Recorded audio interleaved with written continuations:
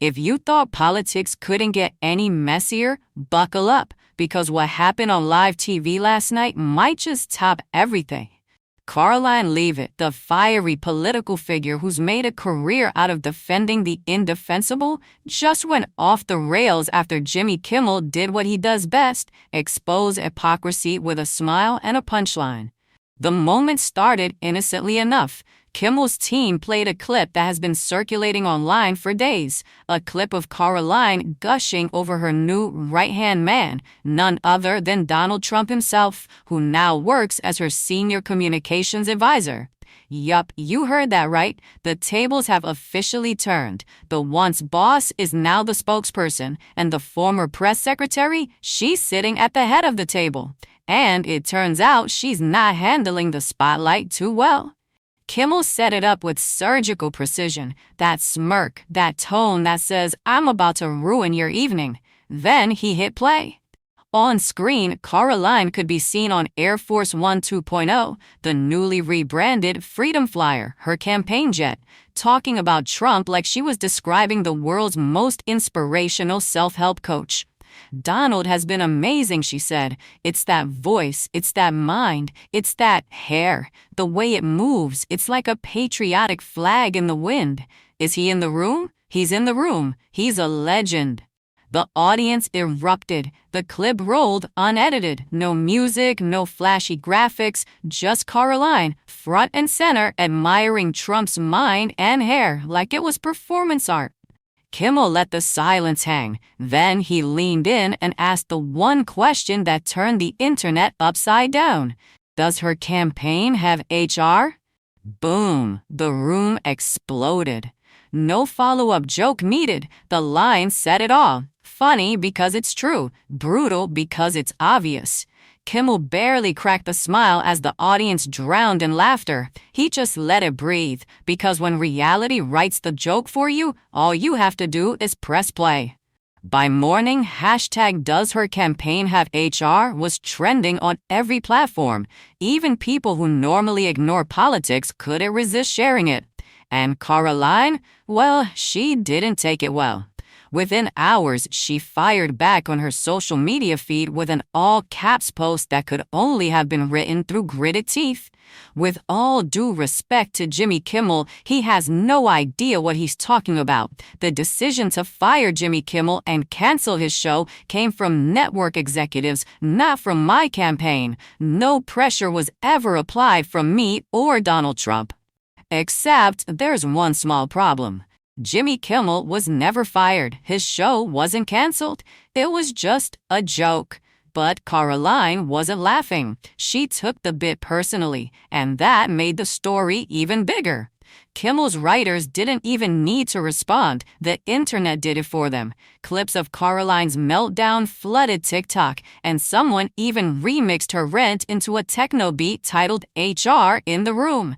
It hit 500,000 views in under 24 hours. Meanwhile, Trump, now acting as her loyal press secretary, stood in front of reporters the next day trying to clean up the mess. And folks, if you thought Trump defending himself was wild, wait till you hear him defending her. Look, Karoline is doing an incredible job. She's strong, she's smart, she's unbelievably smart, some say too smart. She's got a great way of handling the fake news. Tremendous job, really. Nobody's ever seen anything like it.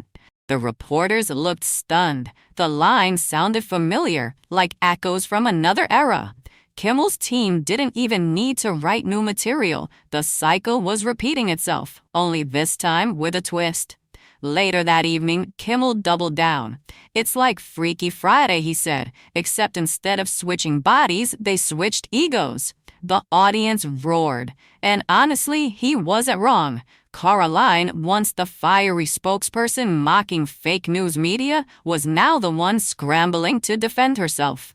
Trump, once the center of every scandal, was suddenly playing the supportive role, telling the world she's a star. The irony was almost poetic, and Kimmel knew exactly how to milk it. On Jimmy Kimmel Live, he rolled another clip, this one from Karoline's recent press briefing. She stood behind the podium, sharp blazer, stone-cold expression, firing shots at anyone who dared question her campaign. "The media is completely out of control," she snapped.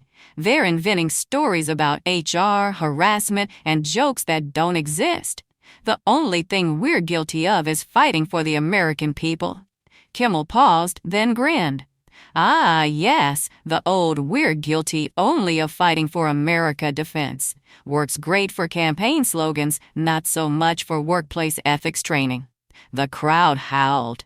Then he added, "You know what I love most? The way she says 'fighting for the American people' while her communications guy is Googling how to file an HR complaint anonymously." By the next morning, Karoline's team was in full damage control. Trump, now Press Secretary Trump, appeared on a conservative talk show to spin it. "Jimmy Kimmel is jealous," he said confidently. "Karoline is young, she's beautiful, she's powerful, and they can't stand that. They can't handle it. She's been amazing, and I think she's probably the best leader we've ever had. People are saying it. A lot of people are saying it." Cue the Kimmel monologue the following night. "Of course people are saying it," Kimmel said. "They're saying it on his payroll." The laughter was merciless. But what made this entire saga explode wasn't just Kimmel's humor. It was how easily Karoline took the bait. Every time she clapped back, it only amplified the story. Every time she doubled down, Kimmel's punchlines hit harder. And by midweek, the saga had turned into a full-blown cultural event. You had one camp screaming, "Kimmel's gone too far," and another posting memes of Karoline captioned, "Boss of HR." Late-night television had found its new running gag, and Karoline Leavitt was the unwilling star of it. By midweek, things had gone from embarrassing to legendary. What started as a single joke about HR spiraled into the kind of media frenzy that could only happen in 2025, complete with hashtags, think pieces, and TikToks of people pretending to be Karoline arguing with Alexa about canceling Jimmy Kimmel. Kimmel didn't need to respond directly. He just did what he always does, came back the next night with receipts. The episode opened with that familiar grin and a simple setup. "So apparently I've been fired by Karoline Leavitt's imagination. That's one way to boost ratings, invent a scandal and then yell at it." Cue laughter. Then he rolled the clip again, this time zooming in on Karoline's face as she praised Trump's mind, voice, and hair. Kimmel sighed dramatically. "You know, I actually feel bad for Donald Trump here. He went from commander-in-chief to commander-in-curls." The crowd howled. He followed it with another jab. "It's wild. Trump used to have people defending him on Fox News. Now he's got to rely on Karoline Leavitt saying his hair is a national treasure. This is what falling from grace looks like in HD." The monologue was tight, quick, and brutal. But it worked because it didn't feel political. It felt personal. Kimmel wasn't mocking Karoline for being conservative. He was mocking her for being ridiculous. The next day, Karoline's communications team, which basically meant Trump with a microphone, held a press conference to set the record straight. And when Trump tries to set the record straight, you know it's about to get even stranger. He began confidently. "With all due respect to late-night comedians, and they're not very late, not very funny either, Karoline is doing an amazing job. No one's been more mistreated by the fake media. They're obsessed with her. She's brilliant, she's strong, she's got beautiful hair, by the way. People don't talk about that enough." And right there, Kimmel's writers had their next clip ready. That night, the show opened with Kimmel simply saying, "You know, I was wrong. Her campaign does have HR. His name is Donald Trump, and he's apparently obsessed with everyone's hair." The audience broke down laughing, but then things escalated. Because Karoline, never one to back down, took to her social media again, this time announcing something that made even her own supporters blink twice. "We will not stand for defamation," she wrote.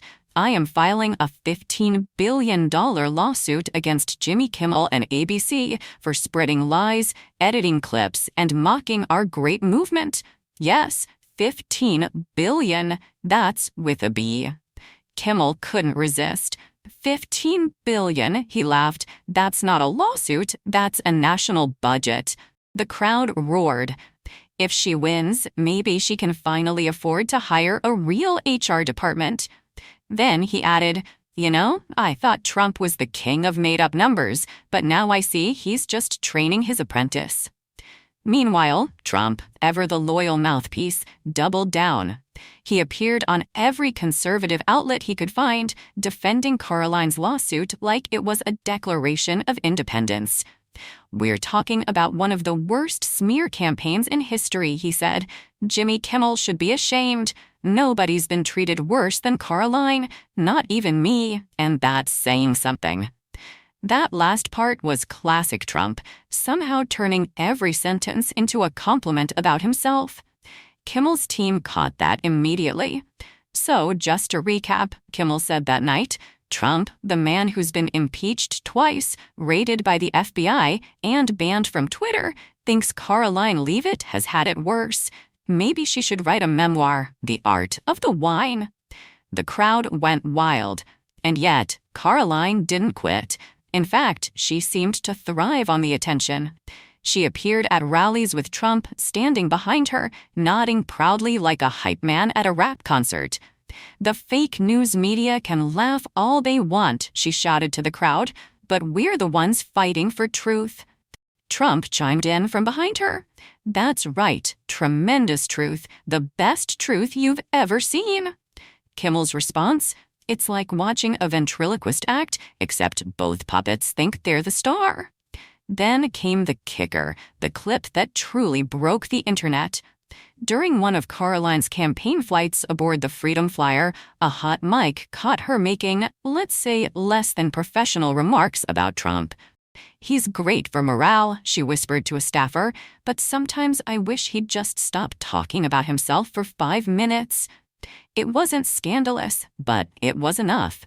Kimmel pounced. So she does have HR issues after all, internal ones. Turns out she's been trying to file a complaint about her own spokesperson. The room lost it, and when Kimmel read out Trump's official response, fake audio, totally fake, never happened. The plane was too loud to record anything. He deadpanned. Yes, the too loud for microphones defense. Classic aviation law.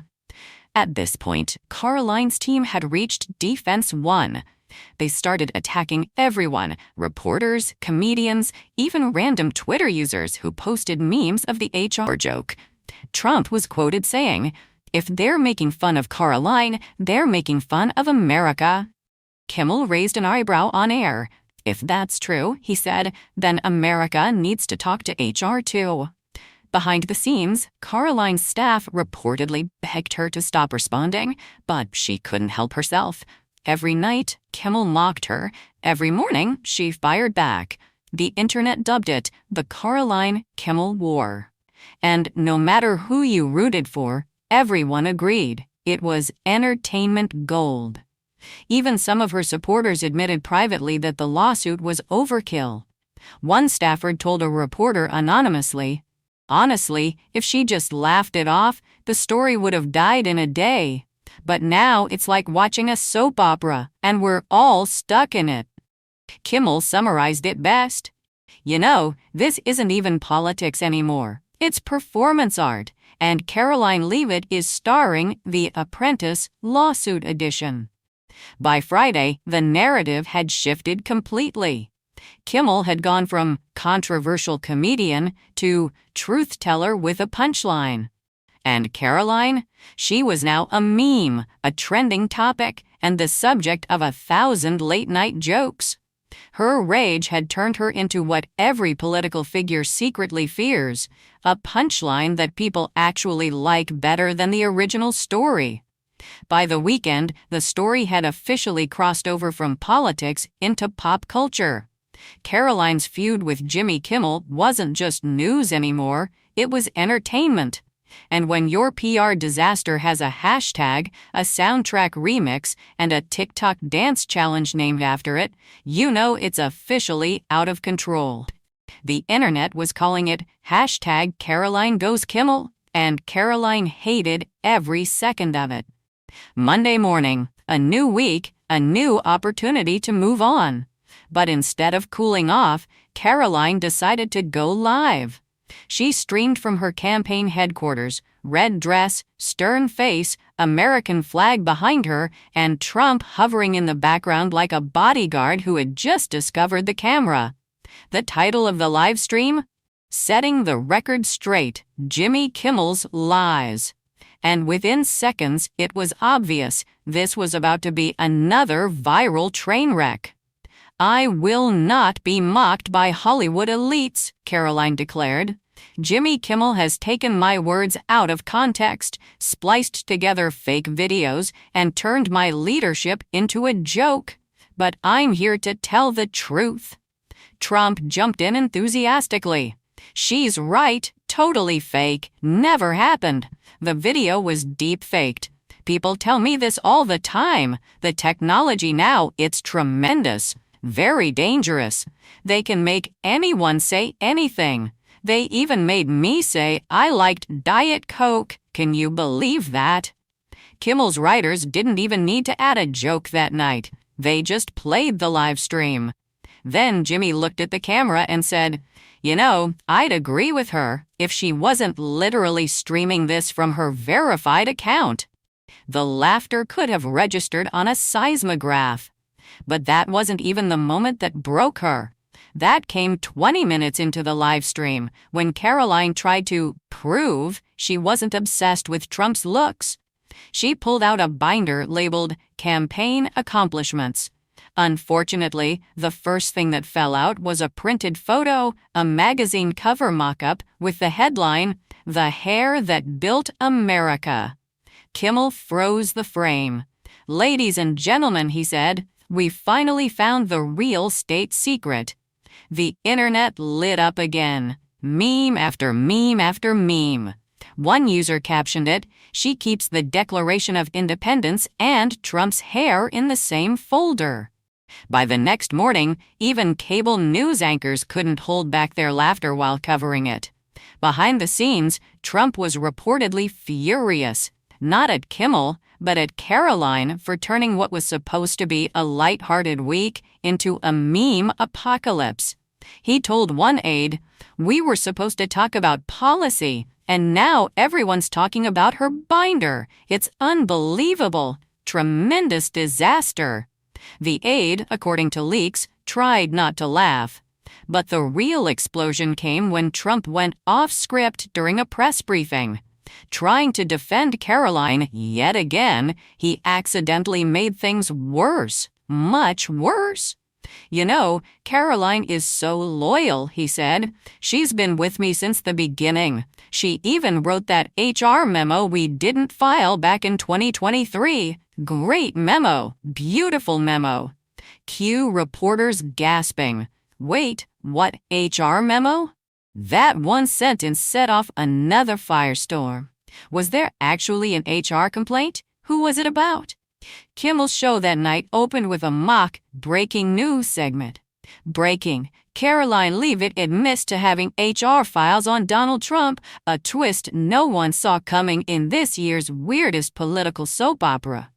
Then he smirked and said, "Honestly, at this point, we should just merge The Bachelor, The Apprentice, and Court TV into one show and let them all live there." Karoline, meanwhile, was losing it. She tweeted, or X'd, depending on who you ask, more in one night than she had all month. "The HR memo is fake news. We never filed anything. Trump is a hero and a gentleman. Jimmy Kimmel is a coward hiding behind laughter." But then, and this is where it gets good, Trump himself reposted her tweet with the caption, "Love Karoline, but the memo was beautiful. Everyone said so." And that was it. The internet detonated. Kimmel opened the show that night with the most savage monologue of the saga. We are now witnessing the world's first mutually assured PR destruction. Karoline says there's no memo. Trump says it's a beautiful memo. I say this is better than anything on Netflix. The saga reached its peak when ABC ran a teaser for Kimmel's special episode titled HR Confidential. It opened with dramatic music, news-style narration, and Jimmy reading real quotes from both Trump and Karoline over slow-motion footage. She's strong. He's brilliant. It's that hair. That binder. Then Jimmy appeared on screen holding up a blank piece of paper. This, he said, is the HR memo they're fighting about. Completely empty, just like their understanding of boundaries. The crowd roared. It wasn't just a joke anymore, it was commentary. By now, even Karoline's allies were begging her to stop engaging. One insider told Politico, "She's not fighting Jimmy Kimmel anymore, she's fighting the concept of comedy." And yet, she couldn't help herself. She went live again, visibly exhausted, voice cracking, hair frizzed from stress. "They can make fun of me all they want," she said, "but I will never apologize for loving my team, for believing in Donald Trump, for defending truth, for standing up to Hollywood bullies." That clip alone got millions of views, not because people agreed, but because halfway through her speech, Trump walked into the frame, holding a milkshake, and asked, "Are we live right now?" Kimmel nearly fell out of his chair when he saw that one. "You can't script this stuff," he said. "They're like a buddy cop movie where both cops accidentally set their station on fire." The next night, Kimmel ended the saga with one of the greenest mic drops in late-night history. He stood on stage, hands in his pockets, and said, "You know, I used to think the funniest part of politics was the politicians, but now I realize it's the people who think they can outspin comedy." Karoline Leavitt says I humiliated her, but I didn't need to. She hit play on her own words, and the rest wrote itself. This wasn't about politics. This was about power, ego, and the simple truth that if you can't laugh at yourself, the internet will do it for you. The crowd rose to its feet. Then, just before walking off, he looked back at the camera and delivered one last zinger. "Oh, and to answer your question, Karoline, yes, we do have HR, and they told me to thank you for the best week of ratings we've had all year." Fade to black.